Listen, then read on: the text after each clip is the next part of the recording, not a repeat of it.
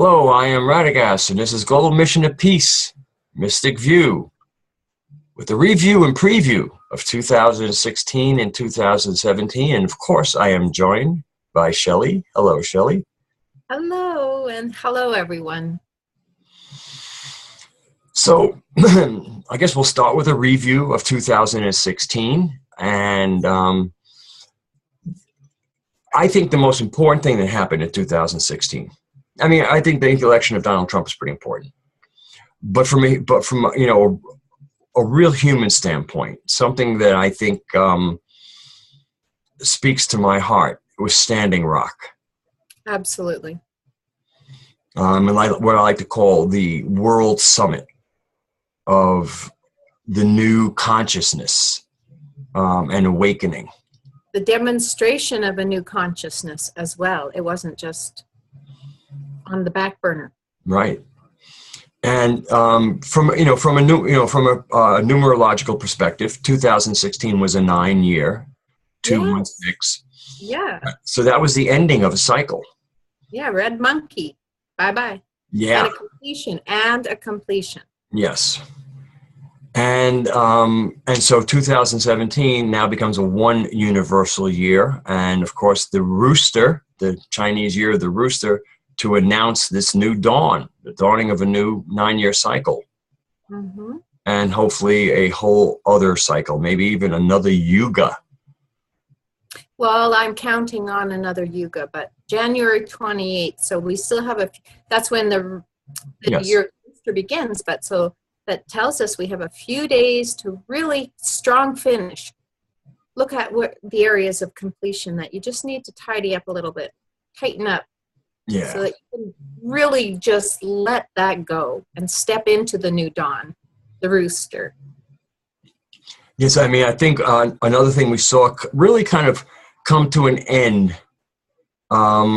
was the end of political correctness. Boy. From a point of view of where everybody was kind of policing their speech, walking on eggshells. The social justice warrior, the most shrill representatives of political correctness, I think, had their loudest moment in 2016. I mean, this is not to say we don't like social justice. There seemed to have been a movement that was built mainly on just the throwing out of slogans like xenophobe, homophobe, transphobe, misogynist, as answers to questions like, oh, what's on your mind, or what's troubling you? And you just, it just seems like it was just a bunch of terms thrown out that were not strung into coherent sentences, never mind, thoughtful paragraphs. Hey, does Donald Trump tweet those sorts of things? Is that what he's tweeting? No. This is apparently, after the election, part of the end of the cycle there. Right. And, people were protesting. Right. And, okay, so what is it about Donald Trump that you don't like? And instead of getting sentences, he's a misogynist, he's a xenophobe, he's a white supremacist. Huh? He is definitely a strutting rooster. Yes, he is. I mean, I feel that in many ways, he's going to be a big player on the world stage, especially in this first year. And I think probably nobody's going to represent the rooster better than Donald Trump. Strutting around. I saw something today that he's got a new hairdo. No way. For the inauguration, he's actually going to I think he's going to rebrand himself. Which is kind of funny because the old do he had was almost perfect as a coxcomb. Oh, well, we certainly had a lot of fun with his hairdo, didn't we? Yes, we did. No, I'm sure that won't stop.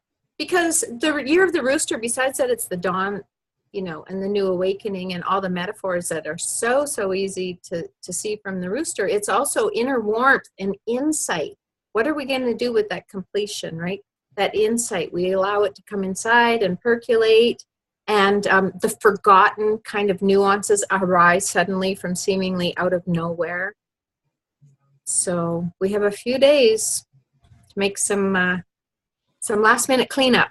Yes.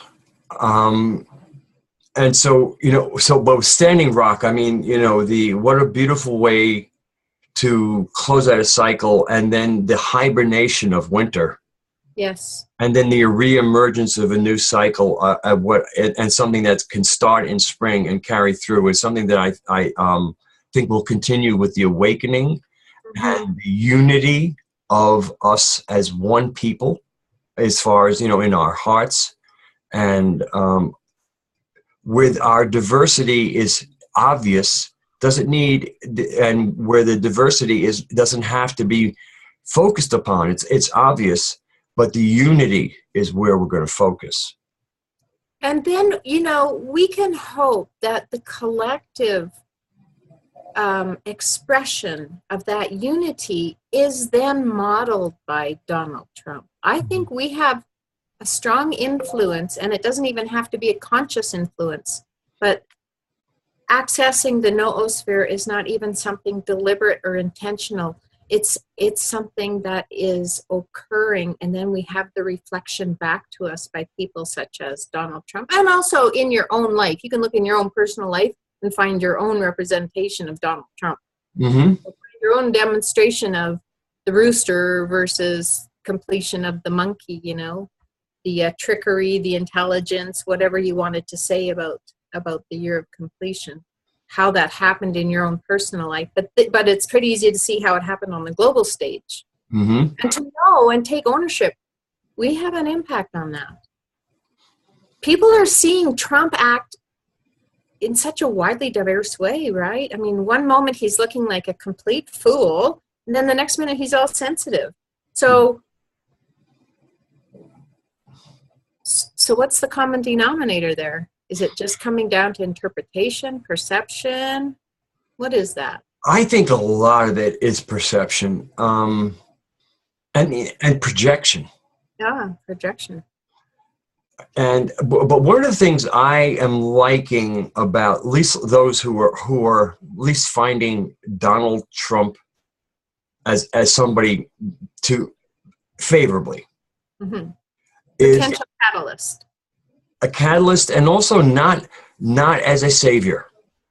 Yeah. Oh yeah. As a representative of a common outpouring of enough is enough, and let's do things differently. That is so important what you just said, because I think this might be the first year that people are not looking to a president to be a savior. They are so not.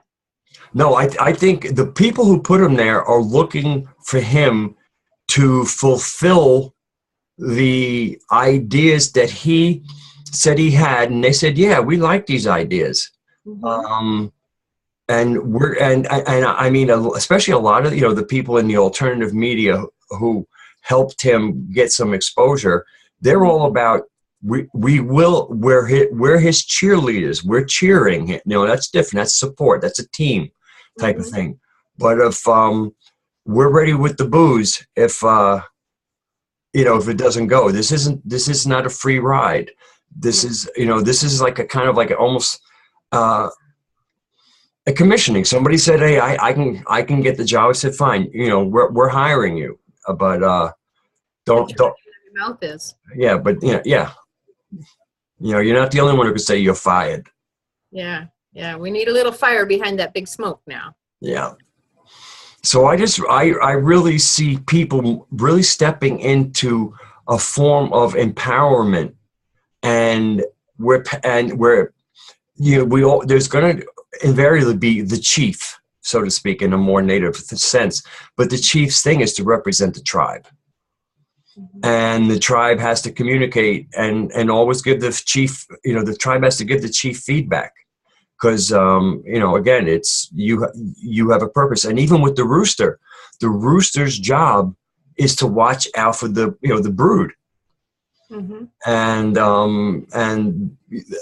in many ways, that's the brood does its own thing, and the rooster has a few things to do. I just see a lot of fun symbology and metaphor here. Yeah, I love that it's the rooster year. That's a blend of righteousness, justice, logistical efficiency.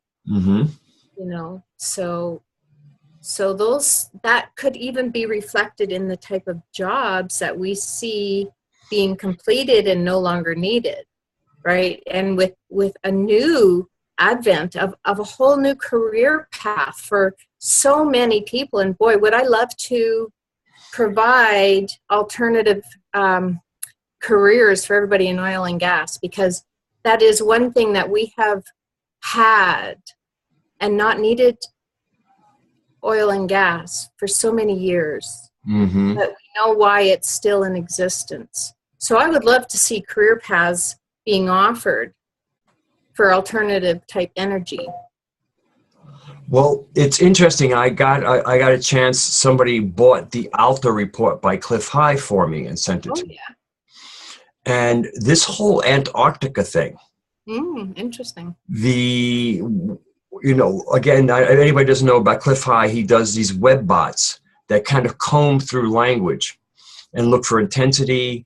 And he kind of constructed it back in the 90s where the unconscious wants the conscious to know what it knows, because it's able to be telepathic and be, it's not in so much in time. So it escapes through language in ways that are not necessarily perceptible by people, but when you kind of look at it from a kind of like numerical values, certain language values emerge from words that are finding constant usage in the language, or certain phrases. And apparently one of the things that's emerging is that there's precious something in Antarctica, and it doesn't seem to point at precious metals, but precious technology. Well, that's what they've been looking for across the globe for some time, is the underground and hidden technologies that they've known have been there. It's a matter of when are they willing to let the general public in on it. Well, the language seemed to feel that this might be the year, especially kind of heading towards summer, where this stuff starts to emerge. So we can only hope. Actually, more important, let us intend, because its time has come. It has, and people are stepping into their own resolve and reclaiming any sense of authority and sovereignty in their life. Just, okay, we've had enough with the promises, the empty promises nothing came out of. So what are we going to do about it? So we're just doing our own thing. Everybody's taking a little piece of it and making their own world a little better in their own immediate community. And we saw that demonstrated at Standing Rock. Did you catch, okay, I'm not interested in Hollywood. I just don't have receptors to understand that sort of thing. However, I did listen to Meryl Streep's speech. She absolutely so beautifully nailed it in the kindest and most honorable, respectful way. But she totally nailed it. So I'd recommend everybody. It's everywhere. YouTube, Facebook, yes. Everywhere. It's pretty easy to find it, but I think it's a really clear representation of people just stepping forward and saying, okay, there has been nothing in these empty promises, so here's what we're going to do about it. Whatever that looks like in the individual's life. And so moving from Standing Rock and the Golden Globes to the other thing that I thought was part of the end of a cycle. And in many ways, biblical phraseology is not one of my favorite things. But there's a certain end times theme in a certain way to 2016 because of, to me, what I saw as an apocalypse. And of course, apocalypse means unveiling. It means that the cover, it's kind of the Wizard of Oz moment. Yeah. Then when I get to the curtain. Yeah, take it down already. And to me, and I like to call it the zombie apocalypse, Hmm. only because the kind of mindlessness of almost zombies, they move as one thing. Oh, give us your, we want flesh or whatever. But when the fake news thing broke, Right. the people who got behind that exposed themselves, and there was an apocalypse on their part, and so even it's like people who might have been hiding in the shadows and you weren't sure where they were. When this meme came out, it's like everybody kind of jumped on that. It kind of it was so glaring, and even somebody who I'm quite sure a lot of people suspected, but when Pope Francis came out and said that those who read fake news, meaning news that wasn't on the mainstream media, was equivalent to coprophilia, or and he said getting pleasure from eating poop. Hmm. So when he came out basically against people expressing the truth, to me, he exposed that he was part of the New World Order and part of the globalist movement that the mainstream media represent. So to me, he got seriously busted. I mean, it wasn't like he wasn't suspect, but he got apocalypsed. Well, it certainly had. I remember you kind of predicting that this is going to come back and bite them in the butt, and it certainly has. It certainly has exposed them for who they are. Just today, Washington News doesn't want to use the fake news term anymore that they kind of started, because it's getting used towards them and their latest. The Russians did it. I mean, and the funny thing is, all these memes they throw out, they end up eating it. I mean, when Hillary threw out the deplorables, everybody on a Trump team decided to call themselves the deplorables. Mm-hmm. I mean, even on Twitter, deplorable Nancy, deplorable Bill. I mean, they wore it as a badge of honor. Mm-hmm. Yeah. The whole fake news thing kind of, became this, oh yeah, sure, but I mean, everything it's been like a jujitsu of this.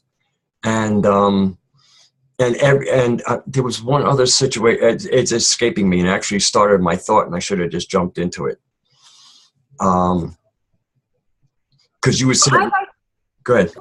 Oh, I was just going to say, one of our grandmothers from GMOP, Mary Beth, has had the idea for many years that what we need is a board of normals. Mm-hmm. Never mind assigning these great titles. What we need is the board of normals. So let's all gather together and unite, and we can be the board of normals that kind of run the show. And that's like, let's just bring it back to common sense already. Well, I just read an article yesterday about the experts and actually how they're trying, like, in other words, elite doesn't sound good, and the elite are not elite very much. They're just, kind of pampered princes and princesses, from the political thing. I'm not talking about royal families. Yeah. Although it could include them, but I'm not using it in that term. And boy, I wish I got a little more sleep. But since elite didn't work, so now they try experts. But again, these experts, very often they just appointed people as appointed experts, but they're not really experts at anything. They're experts at getting the official line out. Well, I think people are quite a bit more discerning now, and they're really engaging the critical thinking. And what we know is that critical feeling must come before critical thinking. You have to be able to know. It's like when they decided we're going to stop calling aspartame, and we'll give it some new holistic sounding name. That just didn't fly. Nobody bought it. People are already, discerning enough that they're looking into you're just not going to pull the wool over their eyes anymore. Mm-hmm. Not that easily. You're going to have to dig a little deeper. Yeah, so I mean, it's been the funniest thing that everything that they try and throw out and stick on other people, it just ends up sticking back on them. Yeah. I mean, it's been really, really amusing. That's been a truth always, and they're only just learning it. this is kind of the mirror effect. You know, kids have little nursery rhymes that they repeat about that exactly. You know, what you throw is going to come back and stick on you. Huh? This has been a given truth all along. They're just a little slow on the uptake to learn it. Right. Well, But we've been slow on the uptake to realize they're not going to come in and do anything good for us too. You know, it took us quite a while to decide, okay, I guess we're going to have to just do it for ourselves because there is no great savior happening in that way. well, I remember the point I was going to make is like when they started, even a few weeks ago, with the Russians did it, and how many people started turning that into a joke just to show them what we thought of it. You know, it's like everybody's like, well, oh, you know, they had, I remember a picture of a dog that had destroyed everything, and the phrase was the Russians did it. I saw that one. And one of, like, apparently Hillary had done an outside thing. She was standing at a podium and there was almost nobody in the crowd. And the phrase was, the Russians stole my crowd, or took my crowd. And so this whole way of every time they try to, you know, this gravitas, oh, fake news, oh, the Russians, and the people are just turning it into a joke. Very hard to make your case when everybody's taking your case and actually getting yucks out of it. They're plasting it everywhere because it's such a good joke. Thanks, fake news. Yeah, that's pretty fun. And there's very few ways, better ways to address power than to break their spell. Making fun of power. Not taking guns. Making fun of it is the best way to dismantle it, and it hurts them the most. They'd rather you pick up a gun to make fun of them. Well, sure, because then we're using their tools, you know, which is just adding fuel to their fire. Right. But really, it's a very joyful expression of who people really, really are. There's few people that actually want to go out and, you know, treat them the way they've treated us. Mm-hmm. So I guess they're blessed that way, but it's not who we are. And of course, Pepe the Frog, you know, that meme that it started to, you know, I mean, Hillary even mentioned about that, you know, Pepe, they took the frog and they started saying it was a sign of white supremacy and racism. And then the next thing you know, as soon as she said that, he started showing up everywhere, you know, just, no matter what they did, no matter how serious, every time that they were supposed to be taken seriously on something, the other side that they were trying to make look nasty just made fun of it. Mm-hmm. It was like almost like the last throws of the monkey. It was like every time they threw something, basically these people just said like this, threw the monkey poo back at them. And that's wonderful. But if we could just take that one step further and find out what's been the monkey in our own private lives, let's laugh at that too and let it go. Mm-hmm. You know? And that's the beauty of it. We see it outside of ourselves because then we can easily identify with, oh, gee, where have I done that? Yeah, I mean, even Trump's, that tape they caught of him, you know, I don't know, 20 years ago, you know, they grab him by the pussy one. Right, yeah. Even that was, you know, I mean, I would see that used into and women, I mean, I saw in comment, women were using it, you know, like, you know, somebody was giving Trump a hard time, he needs to grab him by the short hairs, grab him by the pussy. And I mean, it was nothing, no matter what they threw. And when people were supposed to be horrified, was everybody found humor in it. They rallied around it. I have never seen such wonderful jujitsu. Mm-hmm. Mm-hmm. Well, let's take it to a global scale, because really, I think across the board, people have a great appreciation for Putin too, for Russia, generally speaking. Mm-hmm. Well, he's proven himself. When Obama in one of his last tantrums threw out the diplomats, and the Russians responded. Not only did they say we're not going to indulge in kitchen diplomacy, which I find out is a Russian phrase for when husband and wife tend to argue at the kitchen sink.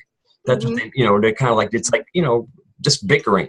Mm-hmm. And then not only did they not throw them out, they invited them to the Kremlin party. Mm-hmm. All their families. I mean, It's just been amazing. And I think it was just yesterday, people said, it's not, Putin's not on our team. But it seems like he's more popular with the people trust him more than they trust the American government. Oh, why would that be, folks? Note to you, Obama, they do. Most definitely.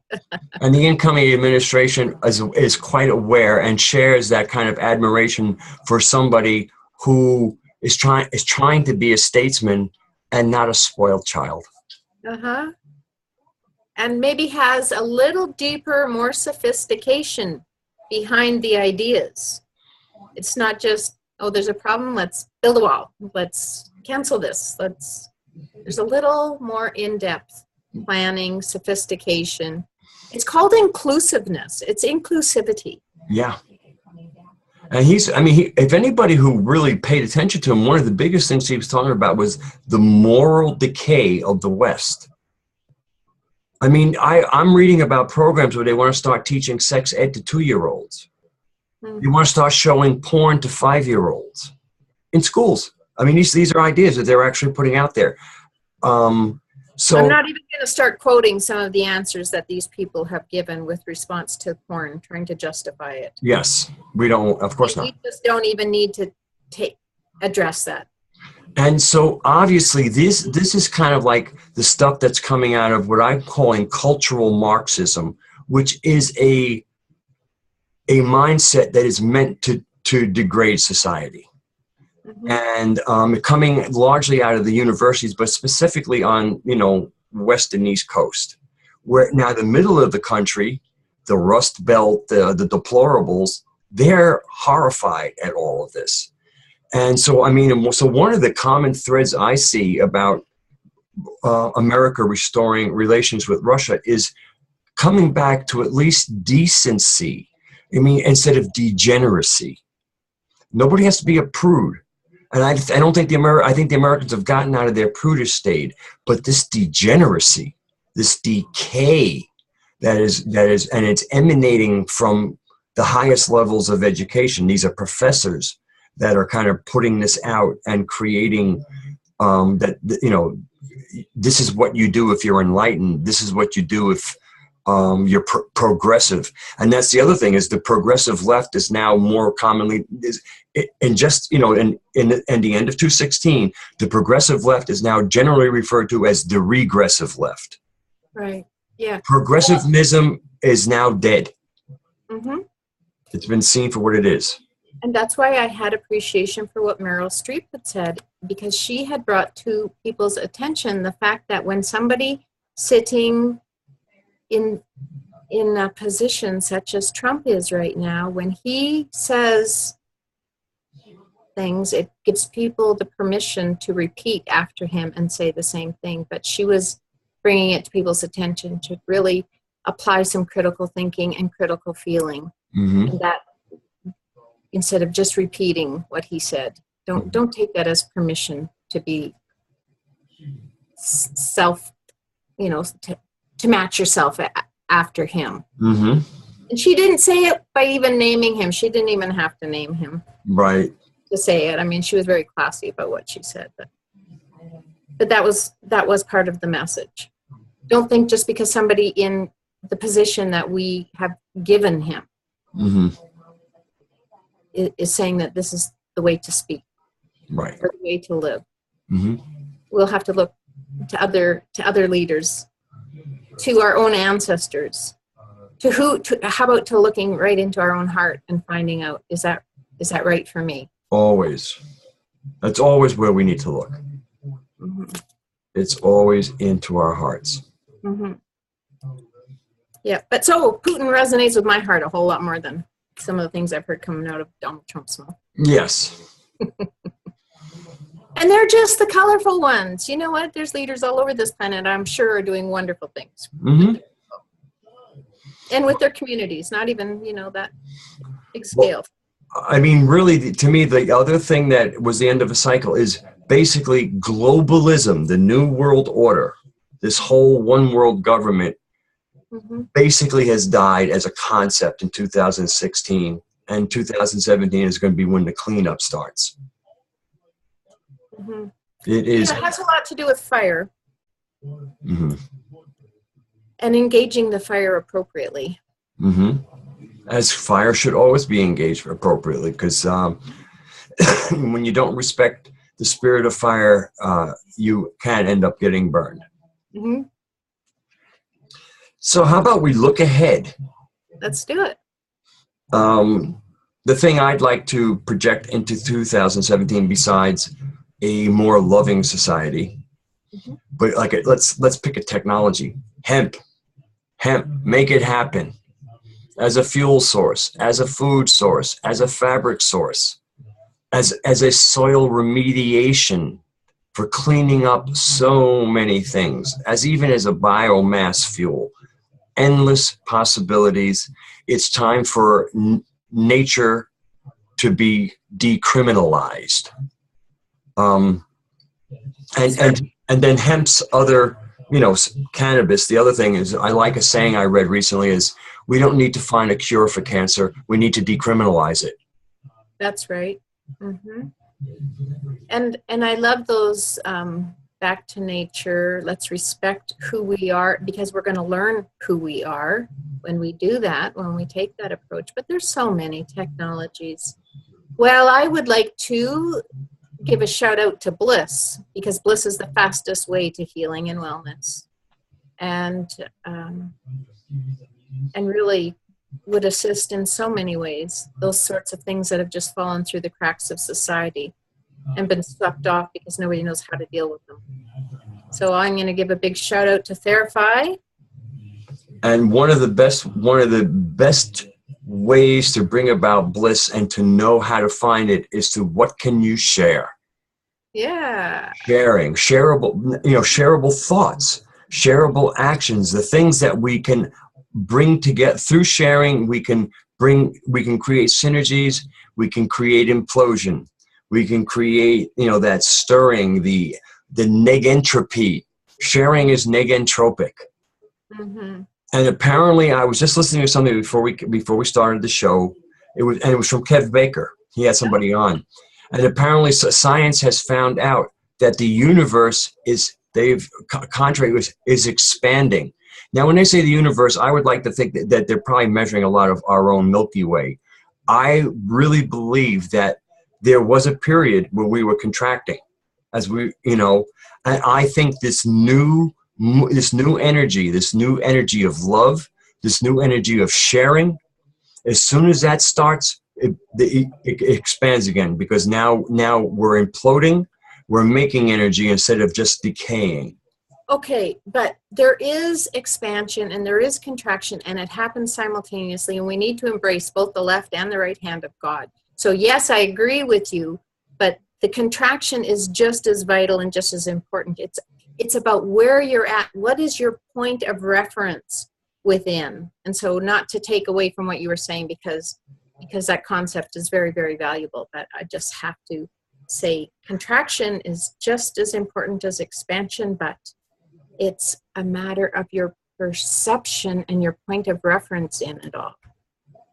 It takes both, Well, I don't want to do the quantum physics thing right now. But No, I think it's good to explain to people, because, in many ways, a vortex is a form of contraction, but you get to that kind of almost zero point of contraction that you tap into universal energy that creates more energy than, it is conceptual, and you're quite right and because it is, without that kind of squeezing almost down to the 0 point where you tap into the universal energy that allows you, and then once you tap into that, and that's the negentropy of it all. That's right. We could call it longitudinal compression.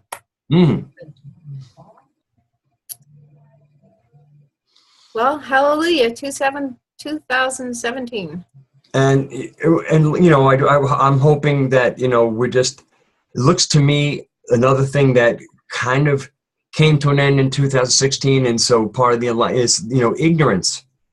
People, like this constant, almost like a willful ignorance, seems to have come to an end, and that's why I think political correctness has come to an end. Again, and it's not, it's that cloying political correctness. It's not now everybody goes out and acts like a bunch of, barroom talkers. It's just that we relax, we understand that we don't want to be offensive to people, but neither do we want to stifle ourselves to the point where we're thought policing. Because the moment you start wondering what you can say, you just start shutting down, and you stop exploring the universe in many ways. So living in the moment is, I see more living in the moment and living from our heart, which is, that I see more of in 2017.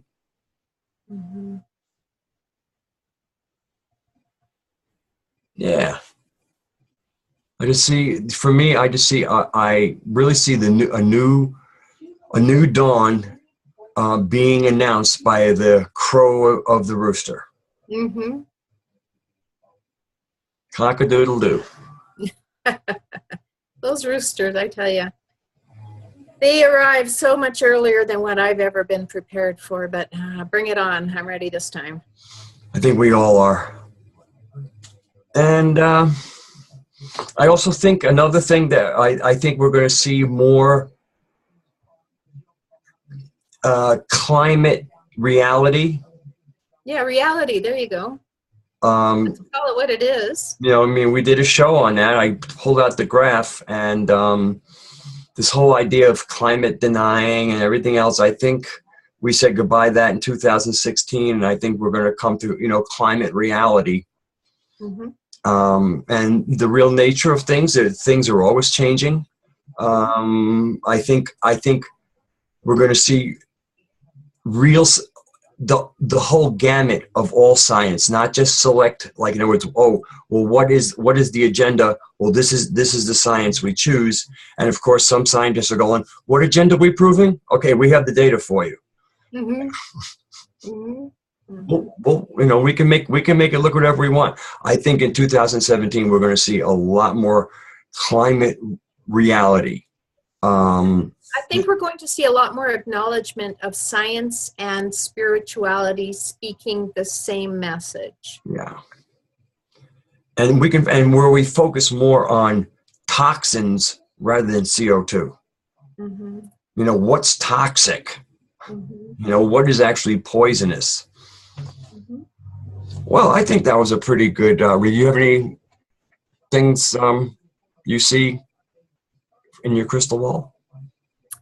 Oh, I do. Let's save that for next week. Okay.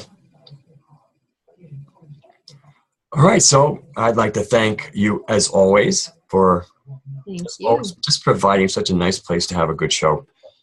Yeah, we have fun. And so until next time, Shelley and I would like to say goodbye. Of course, Shelley, you can just say goodbye yourself. Yeah. And, see you all soon. I think we like to extend lots of love and sharing.